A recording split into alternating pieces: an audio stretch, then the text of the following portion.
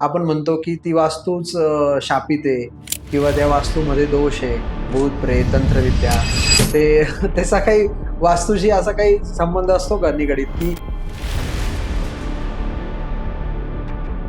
मग काही नेगेटिव्ह गोष्टींचा तिथला इम्पॅक्ट इतका जास्त आहे, इतका प्रॉमिनंट आहे, त्यामुळे ते असं आपल्याला वाटतं की ते भूताटलेलं आहे किंवा भूतप्रेत वगैरे ह्या गोष्टी तिथे जास्त आहेत. फिश टँकचा खूप ट्रेंड आहे घरात. फिश टँक, मोठे मोठे फिश टँक लोक घरात ठेवतात. असं म्हणतात की फिश टँकने पॉझिटिव्ह वाईब्स येतात, हे ते.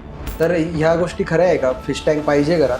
वास्तूच्या हिशोबाने वास्तूच्या कुठल्याच रेमेडीमध्ये आम्ही फिश टँक, कुत्रे, मांजरी रेमेडीज म्हणून ह्या गोष्टी आम्ही कधीच सुचवत नाही. म्हणजे मी as a consultant, if this is my profession आणि मी फक्त रील्स मधनं सगळं माझं कंटेंट आणि रेमेडीज देऊन टाकल्या, तर मी कसं काय वगैरे करतो. खूप साऱ्या घरांमध्ये डिप्रेशन असतं, सततचे भांडणं असतात, कटकटी असतात, घराची प्रगती थांबलेली असते. तर मग ह्या गोष्टींचा वास्तूशी काही संबंध असतो का? डेफिनेटली असतो. तुम्ही म्हणालात की डिप्रेशन आहे, घराची प्रगती थांबलेली आहे, म्हणजे ते अख्ख्या फॅमिलीची प्रगती थांबलेली आहे. तर सगळ्या फॅमिली मेंबर्स मध्ये कॉमन एक गोष्ट म्हणजे ती वास्तूच आहे. कारण कुंडली प्रत्येकाची वेगळी वेगळी आहे, जन्म वेळ वेगवेगळी आहे, त्या हिशोबाने त्यांच्या ग्रहांची दशा सुद्धा वेगळी आहे. आपले पूर्वज जेव्हा जातात आपल्याला वाटतं की ते आपल्यासोबत असावे घरात. आपण त्यांचे फोटो लावतो. तर खूप वेळा असं म्हटलं जातं की जे गेलेले लोक आहेत त्यांचे फोटो नाही लावले पाहिजे घरात. आफ्टर ऑल देवर सोल्स, त्यांची एक जर्नी आहे. त्यांना तुम्ही किती मोहमायात तुम्ही अटकवून ठेवणार. इथे काय होतं, त्यांचा प्रोग्रेस सुद्धा थांबतो आणि अल्टिमेटली तुमचा प्रोग्रेस सुद्धा थांबतो.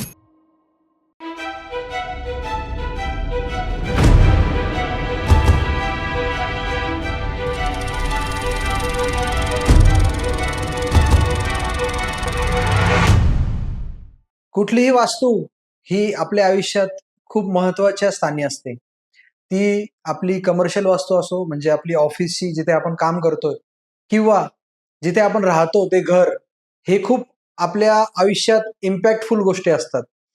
वास्तूचे काही दोष असतात, ते आपल्याला इनडायरेक्टली आपल्या हेल्थवर, आपल्या रिलेशनशिपवर आणि आपल्या करिअरवर त्याचा इम्पॅक्ट करत असतात. आज ह्या सगळ्या गोष्टींवर, म्हणजे वास्तू, वास्तूतील दोष आणि वास्तूतील काही त्रुटी किंवा वास्तूतील काही अशा घटना की ज्या खरंच तुम्हाला ऐकल्यावर वाटेल की नाही, वास्तू आपल्या आयुष्यात किती महत्वाची आहे. नमस्कार, मी प्रशांत मुकुंदलाल बिरारे आपल्या सर्वांचं स्वागत करतो द मराठी बियर्डमॅन पॉडकास्टमध्ये. आज आपला भाग वास्तुशास्त्र तज्ज्ञ यांच्या सोबत सुरू होणार आहे. आचार्य रोशनीजी या 7 वर्षापासून वास्तुशास्त्र तज्ज्ञ आहेत आणि त्यांनी त्यांच्या मार्गदर्शनाखाली वेगवेगळ्या लोकांना वास्तुशास्त्राबद्दल मार्गदर्शन केलेलं आहे आणि आज आपल्याशी गप्पा मारण्यासाठी ते आपल्या स्टुडिओत आलेले आहेत. चला तर मग जास्त वेळ न घालवता सुरू करूया आजचा भाग. मॅडम नमस्कार, नमस्कार. कशा आहात तुम्ही? मस्त. आपल्या गप्पांना सुरुवात करण्याआधी सगळ्यात पहिला आणि बेसिक प्रश्न म्हणजे वास्तुशास्त्र म्हणजे काय आणि त्याचं इतकं महत्व का वाढलंय आजकाल? वास्तुशास्त्र म्हणजे थोडक्यात सिंपल भाषेत सांगायचं म्हणजे की आपण ज्या स्थानी, ज्या वास्तूमध्ये निवास करतो बरं. ते, आणि महत्व इतक्यात लोकांना कळायला लागलंय. बरं. महत्व इतक्यात वाढलेलं नाहीये. ओके. म्हणजे इनफॅक्ट बरीचशी लोक हे आधीपासूनच फॉलो करतात, पण आता इतक्यात प्रत्येक गोष्टीचं जरा अवेअरनेस जास्त वाढलंय. बरोबर. आपल्याकडे सध्या युट्यूब युनिव्हर्सिटी आहे. त्यामुळे त्याचं म्हणजे चर्चा जास्त आहे. बरोबर. पण मग वास्तुशास्त्र इतकं महत्वाचं आहे म्हणजे बाकी इतर शास्त्रांमध्ये, हे हल्ली याचा अवेअरनेस असा म्हणजे का एवढा वाढलाय असं वाटतं तुम्हाला? वास्तुशास्त्र कारण आजकाल डेफिनेटली आपण जे बघतो की मोठे मोठे सेलिब्रिटीज लोक पण वास्तुशास्त्र फॉलो करतात आणि तुम्ही ऍज अ वास्तुशास्त्र तज्ज्ञ आहात, तर तुम्हाला असं का वाटतं की लोकांचा कल असा एवढा का वाढलाय वास्तुशास्त्राकडे? तुमचं म्हणणं अगदी बरोबर आहे. सेलिब्रिटीज वगैरे हे आपल्याला आत्ता बाहेर येत आहे की ते फॉलो करतायत. वेरेस फॉलो ते बरंच म्हणजे आधीपासनं करत होते. आणि कसं आहे, आता फिल्म स्टार्स झाले, ऍक्टर ऍक्ट्रेसेस हे लाईमलाईट मध्ये असतात म्हणून त्यांच्या प्रत्येक छोट्या छोट्या गोष्टी पटकन बाहेर येतात. बरोबर. पण मी म्हणेन की जे बिझनेसमॅन सुद्धा आहेत मोठे मोठे, बरोबर. ते सुद्धा, कारण वास्तुशास्त्र ही एनर्जी आहे आणि असं नाहीये की फक्त वास्तुशास्त्र महत्वाचं आहे. बरोबर. तुमचं ज्योतिषशास्त्र, वास्तुशास्त्र, हल्ली म्हणजे अंकशास्त्र, ह्या सगळ्याच गोष्टी पॅरलली आहे. आता आपल्याला काय जास्त महत्वाचं आहे, हम्म, आणि हल्ली काय झालंय, आपण म्हणतो कलियुग, हम्म, तर प्रॉब्लेम्स इतके वाढलेत. हम्म, म्हणून मग एक आपण म्हणतो जसं की मन वेडं असतं, हम्म, आशा असते बरोबर, की कुठून सपोर्ट किंवा मदत बरोबर, जिथून आपल्याला मिळवता येईल इझिली, राईट, तिथून आपण तो मिळवावा. त्यातल्या त्यात वास्तुशास्त्र का? कारण जन्मकुंडली ही प्रत्येका माणसाची वेगळी वेगळी असते. बरोबर, तर कुंडलीचा अभ्यास होतो, त्याच्यावरनं त्याच्या रेमेडीज किंवा जे काही असेल हम्म, ते इंडिव्हिज्युअली असतं. हम्म, पण एका घरात राहणारी कितीतरी माणसं असतात, त्या बॅलन्स्ड वास्तूचा हम्म, घरातल्या प्रत्येका मेंबरवरती इफेक्ट होतो. अच्छा, मग ऍट अ टाइम इथे आपण 3-4 किंवा किती लोक राहतात घरात, त्या सगळ्यांवर त्याचं इफेक्ट जे आहे ना, त्याच्यावर आपण काम करतो. अच्छा. पण मग आपण जेव्हा आता नवीन घर घेतो, तेव्हा आपल्याला लोक सांगतात की वास्तू शांत करा. तर ही वास्तू शांत करणं का गरजेचं असतं एवढं? आपण कायम कायम लहानपणापासून हे बघत आलोय की नदी माता आहे, हम्म, किंवा अगदी पर्वत गोवर्धन सुद्धा, त्याची सुद्धा पूजा आपल्याकडे प्रत्येका ह्याची आपण पूजा करतो, जे सगळे तत्व आहेत. बरोबर, वायुदेव, अग्निदेव. हम्म, तर वास्तुशास्त्रामध्ये जसं आपण एखाद्या वास्तूमध्ये आपण एंटर करतो, हम्म, तर आपल्या भरपूर अपेक्षा असतात की सुख समृद्धी असावी, भरभराटी असावी आणि हे बरोबर, सगळं. बरोबर, अच्छा, आता ती वास्तू नवीन असेल हम्म, तर ठीक आहे, पण रिसेल किंवा सेकंड हँड असेल, किंवा इवन ती वास्तू सुद्धा किंवा अपार्टमेंट बिल्डिंग सुद्धा जर नवीन असली, तर तो प्लॉट तिथे हम्म, बरचसं आधी काही घडून गेलंय.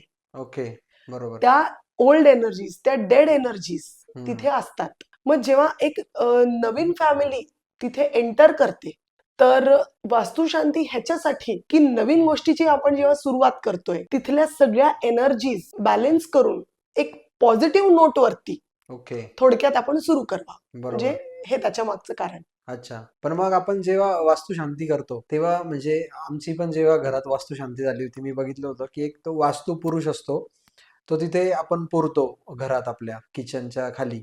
तर त्याचं काय महत्व आहे ते म्हणजे मला त्यावेळेस विचारायचं राहून गेलं होतं त्यांना. आज मी तुम्हाला विचारतोय की नक्की काय त्याचं महत्व आहे त्या वास्तुपुरुषाचं? हो, डेफिनेटली. जसं मी म्हटलं, आपण सगळे आपले जे पंचतत्व आहेत, हम्म, प्रत्येकाला आपण देव मानतो, आपण पूजा करतो. बरोबर, तसं वास्तू जे आहे, वास्तुपुरुष हे देवता आहे. ओके, ज्याचं आपण म्हणू हेडची जी पोझिशन आहे ती नॉर्थ ईस्टला असते, ओके, आणि पायाची जी पोझिशन असते ती साऊथ वेस्टला असते. तर आता याच्यात कसं आहे, जसं तुम्ही म्हणालात, म्हणजे मी परीक्षण तर केलं नाही त्यामुळे मी 100% सांगू शकत नाही. किचनमध्ये पुरण्याची पद्धत अशी नाही. अच्छा, बेसिकली नॉर्थ ईस्टला, ओके, कारण नॉर्थ ईस्ट जे आहे तर त्याचं नॉर्थ झोन आपण जे म्हणतो हेड राईट, आहे. राईट, म्हणजे इव्हन आपल्या बॉडीचा नॉर्थ झोन हाच आहे. ओके, बरोबर, तर तिथे त्याची एक प्रतिमा असते, आणि ते वास्तुमंडलम आम्ही ज्याला म्हणतो, हो, ते तिथे पुरलं जातं की त्याचं जे आशीर्वाद आहे ते आपल्याला मिळावे. कारण प्रत्येका घरची जशी कुलदेवी असते, आपण कुलदैवत असतात, ओके, ग्रामदैवत असतात, आपण या सगळ्यांची पूजा करतो. किंवा बऱ्याच वेळा आपण ऐकलंय घरी आजी वगैरे बोलताना की चांगलं बोलावं, पॉझिटिव्ह बोलावं, वास्तू नेहमी तथास्तु म्हणत असते. हो, हो, हा, मग त्यासाठी त्या वास्तूचे जे आशीर्वाद आहेत हम्म, ते एक बॅलन्स्ड असावे, सगळ्या एनर्जीज, त्याच्यासाठी ही पूजा. आणि म्हणून ते यंत्र तिथे पुरलं जातं, ते नॉर्थ ईस्टला. ओके. आपण नवग्रहांची पण पूजा करतो वास्तुशांतीच्या वेळेस. हो, आपण गणेश पूजन करतो, आपण नवग्रहाची पूजा करतो, आपण वास्तुशांती सुद्धा करतो. हा एक मी म्हणेन म्हणजे मॉडर्न टर्म्स मध्ये एक असा छान कॉम्बो आहे. मग हे जे तुम्ही सांगितलं आता की हे मॉडर्न टर्ममध्ये तुम्ही सांगितलं, की एक चांगल्या नोटवर आपण ती सुरुवात करतोय त्या घराची. मग हे सेम फक्त घरासाठी लागू होतं, की हे कमर्शियल प्रॉपर्टी असेल आपली, आपण तिथे पण ह्या गोष्टी करू शकतो? म्हणजे जसं वास्तुपुरुष वगैरे तुम्ही सांगितल्या त्या गोष्टी?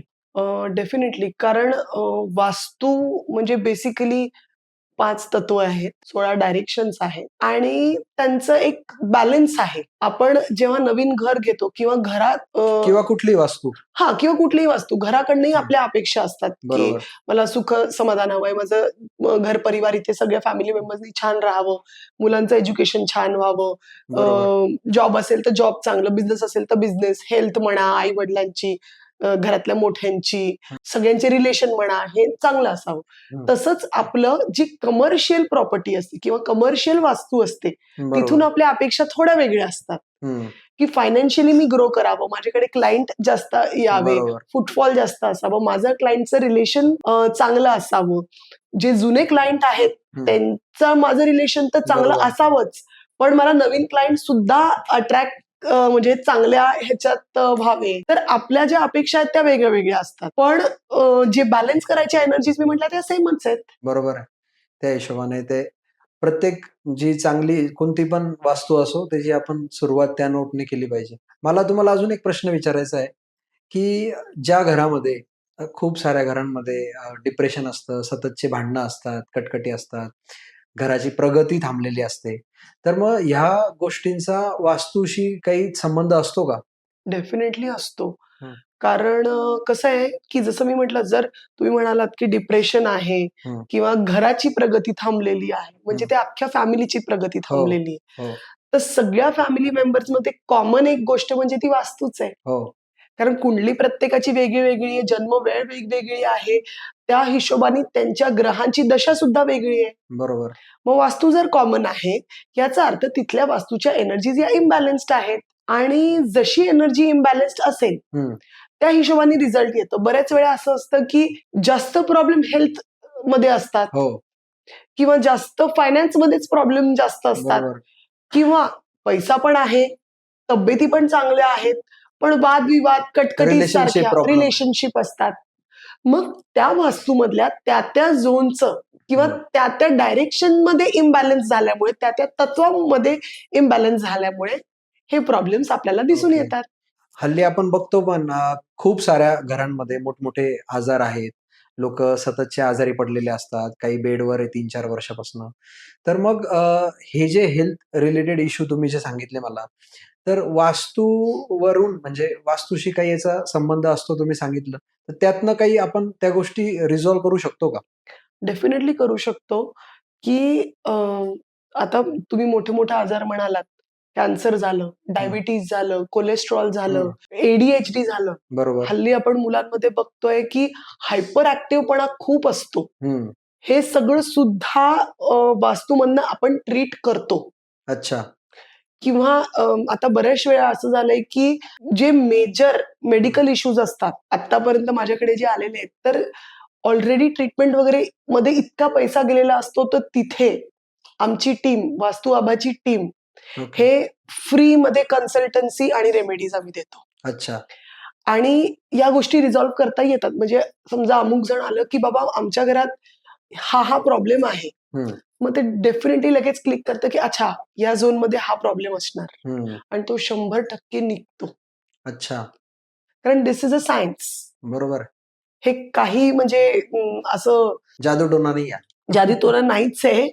It is science. त्यामुळे ते पटकन क्लिक होतं, की 2+2 4च असणार आहे. बरोबर आहे. मग हे जे आता जादूटोणाचा विषय निघाला त्याच्यावरून तुम्हाला विचारतो, की हे भूत-प्रेत, तंत्रविद्या ते त्याचा काही वास्तूशी असा काही संबंध असतो का निगडीत, की आपण म्हणतो, की ती वास्तूच शापित आहे किंवा त्या वास्तूमध्ये दोष आहे. तर हा वास्तुदोष जे शब्द आहे वास्तुदोष म्हणजे नक्की काय असतं वास्तुदोष? भूत-प्रेत वगैरे जे तुम्ही म्हणताय, तर कसं असतं, की तिथे ऑलरेडी जसं मी म्हटले, की आधी काही लोकं राहत होती. हं. काही घटना ऑलरेडी आधी घडल्या आहेत. राइट. मग काही निगेटिव्ह गोष्टींचा तिथला इम्पॅक्ट इतका जास्त आहे, इतका हं. प्रॉमिनंट आहे. त्यामुळे ते असं आपल्याला वाटतं, की ते भुताटलेलं आहे किंवा भूत-प्रेत वगैरे ह्या गोष्टी तिथे जास्त आहेत. बरोबर. आता त्या गोष्टींची प्रॉपर ट्रीटमेंट जेव्हा केली जाईल, डेफिनेटली तसं नाही जाणवणार. म्हणजे थोडक्यात उदाहरण द्यायचं म्हटल्यावरती अशा ठिकाणांमध्ये बघा लाईट कमी असतो, हं. ते इम्बॅलन्स. ओके. उजेड कमी, त्यामुळे ऑक्सिजन पण कमी, त्यामुळे तो पण एक इम्बॅलन्स. जिथे उजेड कमी आहे, जिथे लाईट कमी आहे, तिथे फ्रेश वाटणारच नाही. अंधार, काळोखा असं वाटतं, शुकशुकाट वगैरे. मग निगेटिव्ह गोष्टी अशा वास्तूंना जास्त पटकन अजून इम्पॅक्ट करतात आणि म्हणजे अट्रॅक्ट करतात. अच्छा. मग वेळेतच एखादी निगेटिव्ह गोष्ट जर आपण ट्रीट केली, ती अजून निगेटिव्ह किंवा इतकी वाढत नाही. बरोबर. मग अशा काही प्रॉपर्टी जिथे काही निगेटिव्ह झालेलं आहे, त्या जर वेळेत ट्रीट केल्या, तर त्या अगदी खंडर होण्यापर्यंत या मार्गावर म्हणजे फार बरोबर. इथपर्यंत येणार नाहीत. आणि वास्तू दोष ते जर तुम्ही म्हणालात, तर वास्तू दोष बऱ्याच प्रकारचे असतात. काही ट्रीटेबल असतात, ओके. काही नॉन ट्रीटेबल असतात. अच्छा. हल्लीचे म्हणजे मला वाईट वाटतं असं बोलताना, पण बरीचशी लोक जे सेल्फ प्रोक्लेम्ड वास्तुतज्ञ असतात, त्या नॉन ट्रीटेबल वास्तुदोषांची पण रेमेडी देऊन त्याच्यातनं पैसे कमवतात. अच्छा. तर एक म्हणजे जागरूक आपण राहावं आणि एवढं आपल्याला कमीत कमी एवढं तरी कळावं की कुठल्या गोष्टीची रेमेडी करू शकतो, कुठल्याची नाही. म्हणजे तुम्हाला असं म्हणायचं की काही वास्तूंचं असं असतं की तो दोष निघू नाही शकत कधी असं. डेफिनेटली. मग त्यावेळेस काय करायला पाहिजे? ती वास्तू सोडायला पाहिजे किंवा असं करायला पाहिजे असं? त्याला ट्रीटमेंटच नाहीये काही? येस. बापरे! असं असतं? असं असतं. बरेचसे माझे क्लायंट असे आहेत की जेव्हा फ्लॅट सिलेक्शन वगैरे होतं, त्यावेळेस ती खूप अर्ली स्टेज असते आणि खूप चांगली स्टेज असते आमच्यासाठी. कारण आपण एखादं फॅमिली जेव्हा एखादी वास्तू बघतो ना, तर ते इतकं एक्साइटमेंट असतं, हे आवडलं, हे असं, इथे आपण हे करू, इथे आपण ते करू. पण जेव्हा आपण त्याला रिजेक्ट करतो, त्याच्या मागे मोठी कारणं असतात. ते रिजेक्ट तेव्हाच केलं जातं की जेव्हा त्यात रेमेडी नसणार आहे. बरोबर आहे. आणि जेव्हा पुढच्या काही गोष्टी मग दिसतायत की नाही, इथे रेमेडीज नाहीयेत, इथे दोष इतका प्रॉमिनंट आहे, मग त्याच्या आधीच जर ते सांगितलं तर बेटर आहे. कारण ह्याच्यातून कमवून मी काय करणार आहे ना. बरोबर आहे. या एनर्जीच आहेत. तुम्ही जसं मला आता सांगितलं की छोट्या छोट्या गोष्टी असतात ज्या वास्तूवर निगेटिव्ह इम्पॅक्ट करतात. जसं तुम्ही सांगितलं की कमी लाईट असणं किंवा काय. तर अशा अजून कोणत्या गोष्टी आहे छोट्या छोट्या की ज्या आपल्या वास्तूवर निगेटिव्ह इम्पॅक्ट करत असतात? बऱ्याचशा गोष्टी आहेत. म्हणजे प्रत्येक वेळेस माझा आवडता शब्द म्हणजे डिक्लटरिंग हा आहे. ओके. की तुम्ही कंटिन्यूस डिक्लटर करा. म्हणजे काय, की ज्या तुटलेल्या गोष्टी आहेत, ज्या गोष्टींची आपल्याला वस्तूंची गरज नाहीये, ते तुम्ही आधी काढून टाका. अच्छा. किंवा घरात काही तुटलेलं फर्निचर असेल, जुन्या वायरी असतील, काही कपडे जे होत नाही, बट स्टील एक असतं की नाही मी बारीक होईन आणि मग याच्यात फिट होईन, तर त्यावेळेसाठी मी ते ठेवते. ह्या सगळ्या गोष्टी निगेटिव्ह एनर्जी आहे ना स्टॅग्नेट करतं. बंद घड्याळ झाले, वाळलेले प्लांट्स झाले. हल्ली प्लास्टिकचं डेकोरेटिव्ह आयटम इतकं वाढलंय की आधी आपण तोरण ताज्या फुलांचं बनवायचो, आता आपण प्लास्टिकचं आणून लावून देतो. बरोबर. पण मग त्या प्लास्टिकच्या गोष्टींमुळे राहूची एनर्जी ही वाढते. ओके. आणि पॉझिटिव्ह एनर्जी आपण कमी करतोय. तर हे एक बॅलन्स थोडंसं आपण साधायला हवं. ओके. जसे तुटलेले काच आपण आरसा म्हणू शकतो. थोडंसं मला पण माहिती आहे टॅप जे पाण्याचे नळ टपकत असतात. या गोष्टी निगेटिव्ह इम्पॅक्ट करतात तुम्ही सांगितलं त्याप्रमाणे. आणि अजून एक गोष्ट अशी आहे, की म्हणजे हा माझ्या मनात खूप पहिल्यापासून हा प्रश्न आहे. आपले पूर्वज जेव्हा जातात आपल्याला वाटतं, की ते आपल्यासोबत असावे घरात.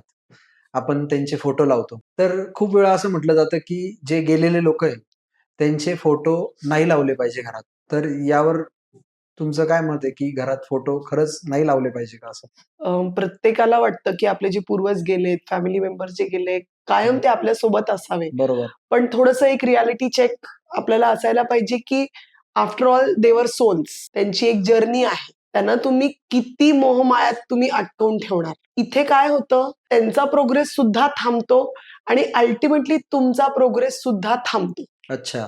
त्यापेक्षा मी असं नाही म्हणणार, की घरात त्यांचे फोटो नसायला पाहिजे. पण मग तुम्ही त्यांच्या घरात फोटो ठेवा. योग्य दिशेला ठेवा. अच्छा. आणि ही अपेक्षा करू नका, की ते कायम माझ्यासोबत असावे. त्यापेक्षा जर आपण हा विचार केला, की ते जिथे कुठे असतील, ते आनंदात असावे आणि आशीर्वाद आम्हाला कायम त्यांचे मिळत असावे. बरोबर. आणि जशी मला संधी मिळाली, तसे म्हणजे सेवा मी करत राहीन त्यांची. तर हे म्हणजे प्रोग्रेसिव्ह असतं मग. नाही, हे तर तुमचं भावनिक उत्तर झालं. ॲज अ वास्तुशास्त्र कन्सल्टंट म्हणून तुम्हाला काय वाटतं, की घरात मेलेल्या माणसांचे फोटो असावे की नाही? फोटो असावेत. अच्छा. पण ते तुम्ही कुठे लावताय हे जास्त महत्वाचं आहे. अच्छा. तुम्ही योग्य दिशेला लावलात तर त्याचा तुम्हाला आशीर्वाद कायम त्यांचा मिळणार. ओके. चुकीच्या दिशेला लावलं तर त्याचा त्रास होईल. दिशाचा विषय चालू आहे तर सगळ्यात मला ट्रेंडिंग टॉपिक जो पहिल्यापासून आहे वास्तुशास्त्रामधला की दक्षिणमुखी घर घेऊ नये असं म्हणतात की दक्षिणेकडे ज्याचं फेस आहे त्या घरात बरेच सारे लोक ते रिजेक्ट करतात घरं किंवा तशा प्रॉपर्टी. तर त्याचं काय कारण आहे म्हणजे दक्षिणमुखी का नसावं घर? ही एक मिथ आहे फक्त, अच्छा. म्हणजे गैरसमज आहे हा की ओके. दक्षिणमुखी घर नसावं किंवा ते चांगलं नसतं, फेवरेबल नाहीये, चुकीचं आहे. पण प्रत्येका माणसाच्या प्रोफेशनच्या हिशोबाने चारी दिशांच्या एंट्री या प्रॉफिटेबल असतात. आता वास्तुशास्त्रामध्ये काही एक प्रॉमिनंट दिशा आहेत, काही जागा आहेत ठराविक, ओके. तिथल्या एंट्रीज इररिस्पेक्टिव्ह तुमचं कुठलंही प्रोफेशन असू दे ते तुम्हाला खूप बेनिफिशियल असतं. ओके. तर म्हणजे हा गैरसमज आहे, म्हणजे असं काही नसतं. असं काहीच नसतं. तुम्ही जेव्हा मॅडम वास्तू कन्सल्ट करायला जाता तर तिथे असं कधी झालंय का तुम्हाला की तुम्ही गेल्या आणि तुम्हाला असं फील झालं तिथली एनर्जी निगेटिव्ह आहे असं? काल संध्याकाळची गोष्ट आहे. अच्छा. मी एका व्हिजिटसाठी गेले होते हं. आणि त्यांचा प्रश्न काही वेगळा होता की लग्न होत नाहीयेत लवकर म्हणून. मॅडम एकदा तुम्ही व्हिजिटला या प्लीज हं. बघ. त्यांचं ऑफिस ऑलरेडी मी केलं होतं आधी, त्यामुळे त्यांचा खूप विश्वास माझ्यावरती. त्या पार्किंग मधनं जसं मी निघाले तर मला वर जायची इच्छाच होत नव्हती. अच्छा. कारण तिथली एनर्जी इतकी हेवी होती की ते मला स्वतःला जाणवत होतं. आणि कसं आहे, तुम्ही कुठलंही शास्त्राचा जेव्हा अभ्यास करता, इतक्या लोकांचा तुमच्यावर विश्वास असतो तर तुम्ही डिरेक्टली काही गोष्टी नाही सांगू शकत. कारण कसं आहे, समोरचा किती स्ट्रॉंग आहे, ते किती पॉझिटिव्हली घेऊ शकतो ह्याच्यावरती असतो. तर तरी मी आधी बाहेरून परीक्षण करून घेतलं. म्हटलं मला इतकं पार्किंगमध्येच इतकं हेवी का वाटतंय? आणि तिथून तर मी त्याचंच उदाहरण देते की मी इमिजिएटली बाहेर जाऊन सगळं परीक्षण केलं. तर एक आपण म्हणतो जे क्रॉसिंग असतं, 4 रस्त्यांचं जे क्रॉसिंग असतं, बरोबर. ते त्यांच्या बिल्डिंगच्या अशा ठिकाणी होतं की which gives only sudden accidental deaths. बापरे. मग त्यानंतर मी वर गेले की म्हटलं मला म्हणजे कारण काय होतं ते कळलं. वर गेल्यावरती परीक्षण जेव्हा केलं तर लग्न होतायत, नाही होतायत हा एकदम नंतरचा विषय.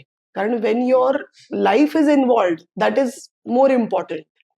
ते दुसरं अजून एक मी डिझास्टरच म्हणेन की त्यांचं जे देवघर आहे ते चुकीच्या दिशेला होतं. पण ते त्यांनी साऊथला ठेवलं. साऊथ म्हणजे फायर एलिमेंट असतं. ओके. साऊथ दिशा चुकीची मी असं अजिबात म्हणत नाहीये. तेच मी तुम्हाला म्हणणार होतं. आपलं आता जे बोलणं झालं होतं तुम्ही बोलल्या की तसं काही नसतं साऊथ फेसिंग वगैरे. पण हे तुम्ही आता साऊथ दिशेचं सांगताय की साऊथ दिशा अजिबात चुकीची नाहीये. अच्छा. पण तुमच्या घरातलं मंदिर ठेवायची जागा, तुमचं ओके. पूजास्थान ठेवायची जागा ही साऊथ नाहीये. ओके. कारण साऊथ हे फायर एलिमेंट आहे. राईट.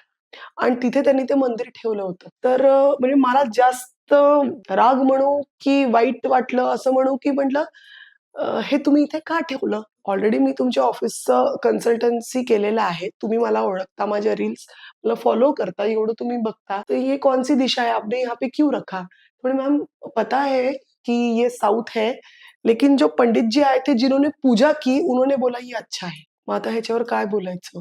म्हणून इतकं गरजेचं असतं की म्हणजे एक वास्तू कन्सल्टंटचं परत मी थोडंसं डिव्हिएट करते टॉपिक, की का गरजेचं असतं वास्तू कन्सल्टंट? YouTube युनिव्हर्सिटी तर जर सगळेच ते बघून शिकायला लागले तर कन्सल्टंट्सची गरजच काय आहे? हल्ली प्रत्येकाची पत्रिका कशी मांडायची, कशी बघायची आणि कशी वाचायची ह्याच्यावर पण आहे. मग आपण काय ते करत बसतो का? बरोबर आहे. या गोष्टी हाताळण्याची काय आणि त्यांच्या घरात त्यांची हिस्ट्री अशी आहे, की 1 वर्षापूर्वीच त्यांच्या वडिलांची डेथ झाली आणि वडिलांच्या डेथ नंतर त्यांच्या 13व्याला त्यांच्या मोठ्या काकांची डेथ झाली. बापरे.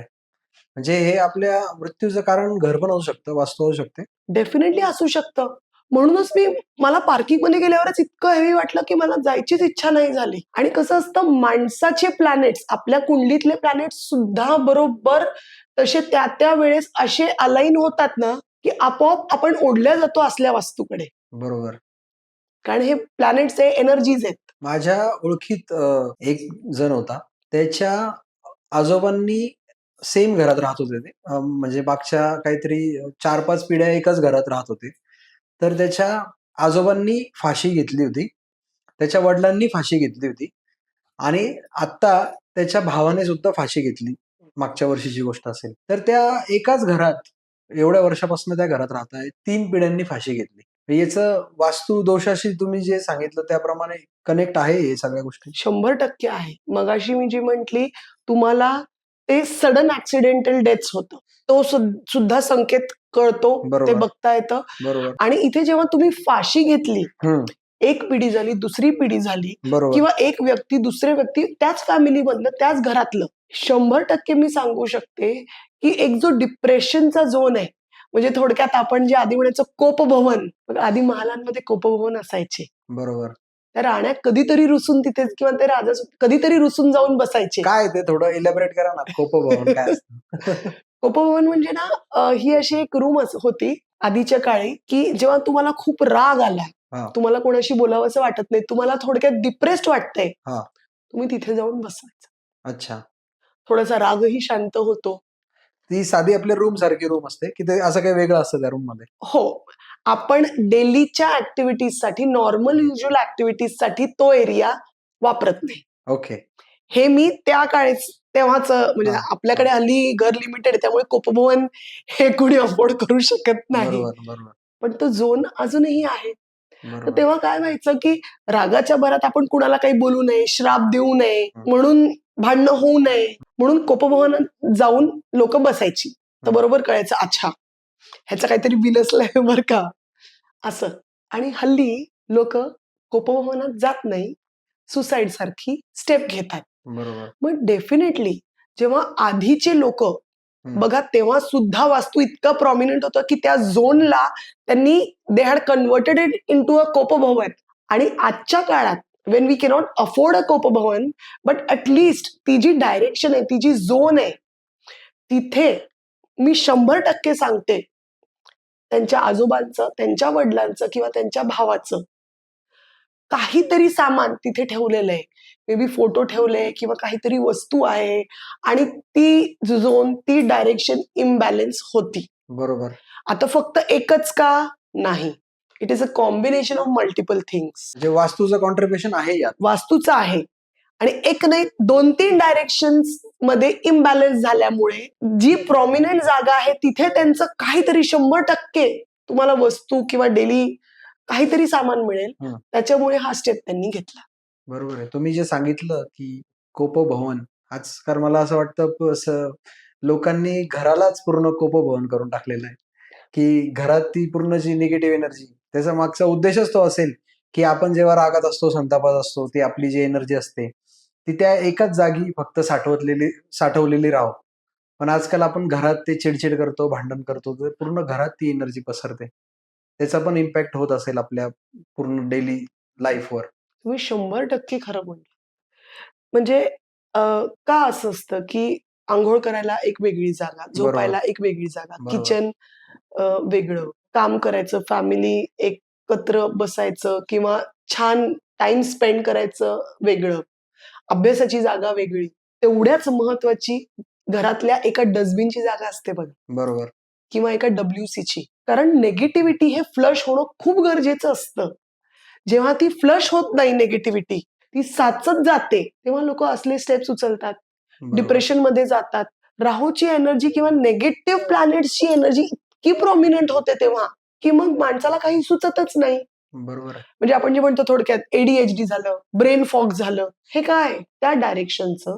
कारण तुमच्या घरात तुमचे वास्तुपुरुष आहे, हेड आहे, फीट आहे, तुमचं स्टमक आहे. प्रत्येक बॉडी पार्ट जो वास्तुपुरुषचा आहे, तो एक डायरेक्शनला आपल्याला इंडिकेट करतो. बरोबर. प्रत्येकाचं एक महत्व असतं. आपलं एक सुद्धा अंग कट झालं, आपलं बॉडी पार्ट, अहो या नकाला सुद्धा लागलं ना, बरोबर, तरी आपल्याला वेदना होतात. खरंय. मग जेव्हा त्या वास्तुपुरुषाच्या एखाद्या अंगाला त्रास झाला किंवा ते खंडित झालं, साहजिक आहे त्याला त्रास होणारच. तिथे राहणाऱ्या लोकांना ती एनर्जी अफेक्ट करणारच. मी थोडंसं अजून बोलते ह्याच्यावरती, की एक असं काहीतरी कॉमन असेल की जे 80 वर्षाच्या आजीपासून तर 8 वर्षाच्या चिनूपर्यंत सगळ्यांना त्रास होऊ नये, अभ्यासात पण त्रास होऊ नये, फायनान्स मध्ये पण त्रास होऊ नये, रिलेशनशिप पण नाही, हेल्थ पण नाही, तर काय करायला पाहिजे? आपल्या हेड टू टो आहे, नॉर्थ टू साऊथ झोन आहे आपलं. ह्याच्यात सगळ्यात महत्वाचं म्हणजे आपलं ब्रह्मस्थान, म्हणजे आपली बेंबी आहे. बरोबर. तिथून अनेक नाड्या आणि म्हणजे सगळ्या गोष्टीचं जी सुरुवात असते, एका लाईफची सुरुवातच Yes. तिथून होते. आईच्या नाळीला आपली जोडलेला असतो आपण. येस. बरोबर आहे. जेव्हा लाईफ क्रिएशनच तिथून सुरू होतं, तर तुमच्या वास्तूमध्ये सुद्धा तुमचं ब्रह्मस्थान खूप जास्त महत्वाचं असतं. अच्छा. सगळ्यात म्हणजे ते बॅलन्स ठेवा. ओके. मग बाकीच्या वास्तूंमध्ये वास्तूच्या बाकीच्या गोष्टींमध्ये कमी जास्त झालं तरी एक वेळा ते चालू शकतं, म्हणजे मॅनेज होऊ शकतं. बरोबर आहे. आणि जेव्हा घरात एखादी व्यक्ती मृत झाली आणि ती व्यक्ती वारंवार आपल्या स्वप्नात येते, असं म्हणतात. तर याचा वास्तूशी संबंध कसा आहे? ह्याच्यात 2 गोष्टी प्रॉमिनंट आहेत बघा. हं. पहिली गोष्ट म्हणजे ज्या माणसाच्या स्वप्नात सारखं हे येतंय, त्याची बेडरूम कुठे आहे? ओके. ते इम्बॅलन्स्ड असणार आहे. आणि दुसरं म्हणजे जसं आपलं मगाशी बोलणं झालं, की ज्या मृत व्यक्ती आहेत, त्यांचा फोटो तुम्ही जर निगेटिव्ह डायरेक्शनला, चुकीच्या डायरेक्शनला लावलेला आहे, तर हे एक संकेत असतं. त्यांना रिलीज व्हायचंय, त्यांना त्यांच्या पुढच्या जर्नीला, पुढची वाटचाल करायची आहे. ओके. पण ते तुम्ही कॅप्चर करून ठेवलंय ती एनर्जीला, त्या सोलला. बरोबर. त्यांना सुद्धा त्रास होतोय. आता जर मला त्रास झाला तर साहजिक आहे मी माझ्या लेकाला आधी आवाज देईन ना. बरोबर आहे. मी शेजाऱ्या-पाजाऱ्यांना नाही सांगणार. तर इथे हे डिपार्टेड सोल्स जे आपण म्हणतो, हे का मग सारखे त्याच व्यक्तीच्या, त्याच फॅमिलीच्या स्वप्नात येतं? बरोबर आहे. Because they want themselves to be released. Okay. म्हणून इथे वास्तूचं बॅलन्स्ड होणं खूप गरजेचं असतं. हं. हे संकेत असतं. ह्यातून म्हणजे घाबरण्यासारखं काही नाहीये.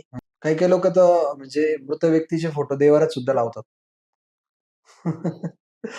काय दिस म्हणणं इज आहे तुमचं याच्यावर? Absolutely wrong. सी देव म्हणजे काय? Positive energy.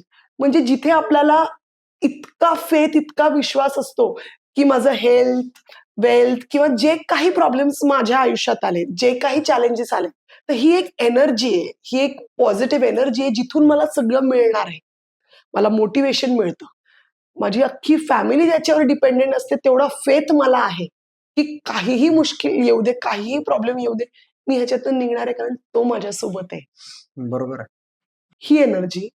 आणि ज्या एनर्जीला पुढे जायचंय, ती पण एनर्जी कॅप्चर करून मी इथेच ठेवणार आहे. त्यामुळे इथे तुम्हाला देवाचे सुद्धा आशीर्वाद मिळत नाही आणि तुमच्या पूर्वजांचे, ज्यांचा फोटो तुम्ही तिथे लावलाय, त्यांचे सुद्धा आशीर्वाद मिळत नाही. रोज त्यांच्या फोटोला हार घालणं, उदबत्ती ओवाळणं हे चुकीचं आहे. अच्छा. बऱ्याच जणांना ही गोष्ट माहिती नाहीये. म्हणजे खूप लोकांच्या मी घरात असं बघितलंय, की त्यांचे आई-वडील किंवा आजी-आजोबा त्यांचे फोटो त्यांनी देवघरात ठेवलेले असतात. म्हणून मी हा प्रश्न तुम्हाला विचारला. आज तुमच्या माध्यमातून लोकांना ही गोष्ट कळेल, की नक्की ते फोटो कुठे लावले पाहिजे. आणि खूप वेळा आहे ना असं होतं, की काही घरांमध्ये अ, दिवसाची ऊर्जा वेगळी असते आणि रात्रीची ऊर्जा वेगळी असते. रात्री काहीतरी असं पॅरानॉर्मल तिथे जाणवतं. पण दिवसा ॲब्सोल्युटली सगळं व्यवस्थित असतं. काही नाही, एकदम सकारात्मक ऊर्जा असते. असं का म्हणजे? वास्तू तर एकच आहे. पण मग दिवसाची ऊर्जा वेगळी आणि रात्रीची ऊर्जा वेगळी असं का? वास्तू तीच आहे. हं. मगाशी आपण जसं म्हटलं, की मॉडर्न म्हणजे एक आर्किटेक्ट सुद्धा काय प्लॅन करताना बघतात ते लोकं, की मॅक्सिमम सनलाईट यायला पाहिजे त्या वास्तूमध्ये. व्हेंटिलेशन चांगलं पाहिजे. बरोबर. जिथे व्हेंटिलेशन चांगलं आहे, जिथे भरपूर सूर्यप्रकाश आहे, उजेड चांगला आहे, तिथे पॉझिटिव्ह एनर्जीज सर्क्युलेट करतात. आणि आपण जेव्हा म्हणतो रात्रीच्या वेळेस, वास्तू तर तीच आहे. तेव्हा म्हणजे इथेच आपल्या प्रश्नांची उत्तरं आपल्याला मिळतात, की जिथे डार्कनेस आहे, जिथे सर्क्युलेशन व्यवस्थित होत नाही, तिथे एनर्जी डेफिनेटली हेवी वाटायला वाटते. मग त्यावेळेस आता वास्तूमध्ये सुद्धा पॉझिटिव्ह प्लॅनेट्स पण आहेत आणि काही निगेटिव्ह मी म्हणणार नाही, पण काही क्रूर ग्रह पण आहेत. मग त्यांचा इम्पॅक्ट तिथे वाढतो. अच्छा. पण ते पॅरानॉर्मल जे ॲक्टिव्हिटीज जाणवतात घरात, त्या म्हणजे कसं आहे, वास्तूशी त्याचं रिलेटेड आहे काही, की हे वेगळा टॉपिक आहे काही?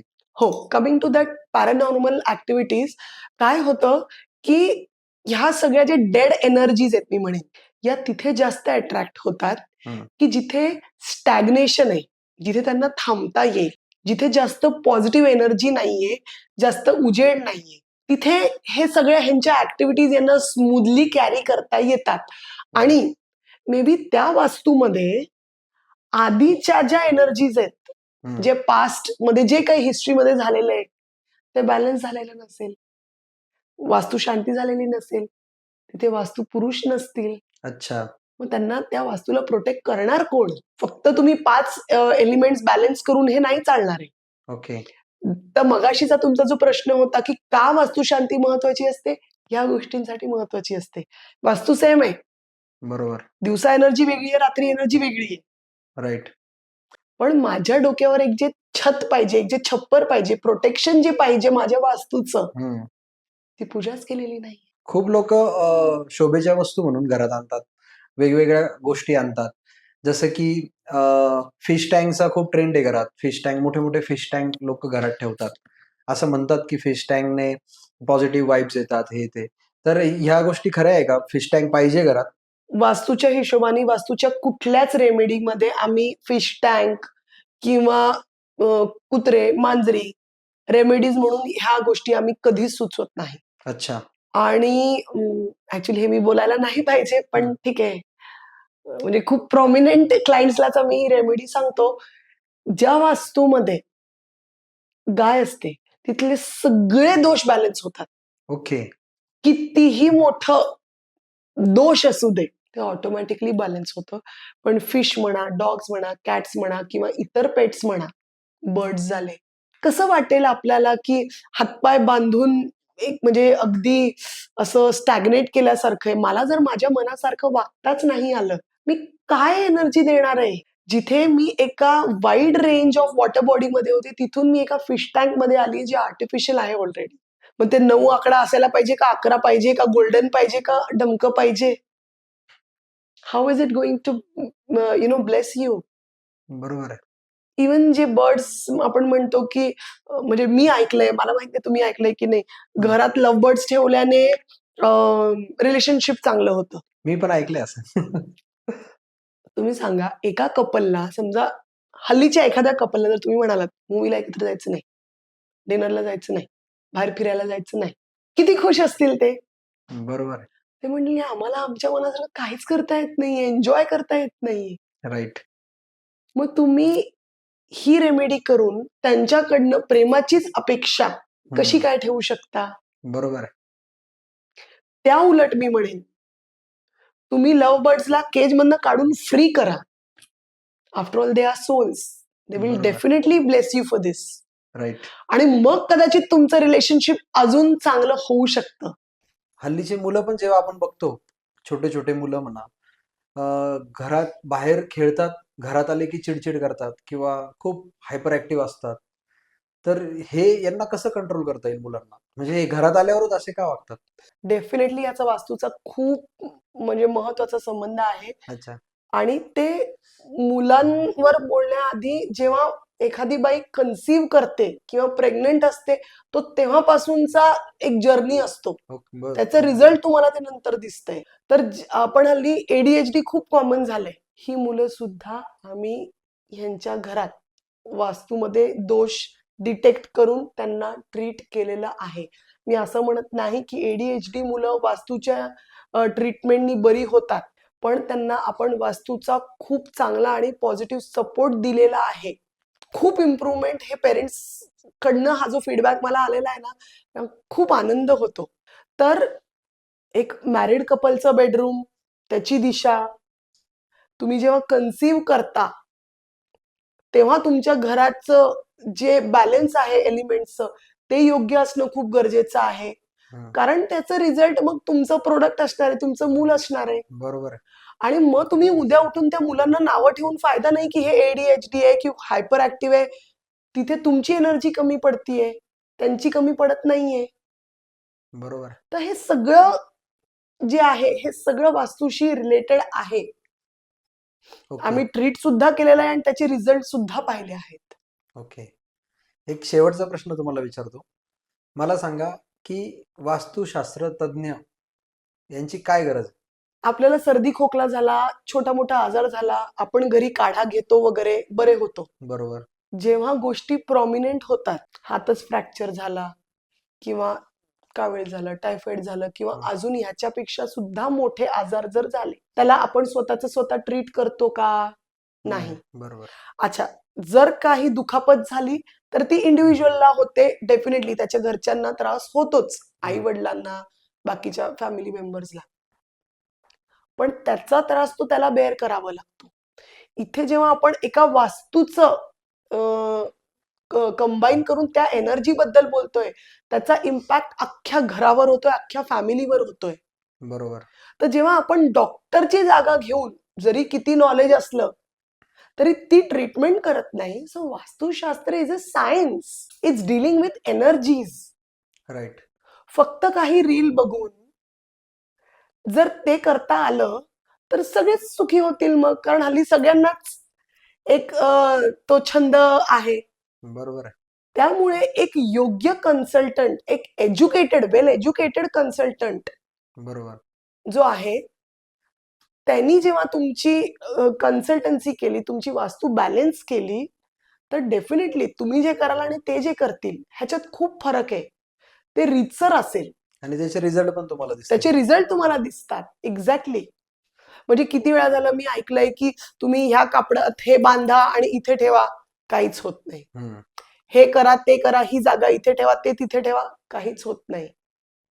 म्हणजे मी as a consultant, if this is my profession आणि मी फक्त रील्स मधनं सगळं माझं कंटेंट आणि रेमेडीज देऊन टाकल्या, तर मी कसं काय माझं घर चालेल?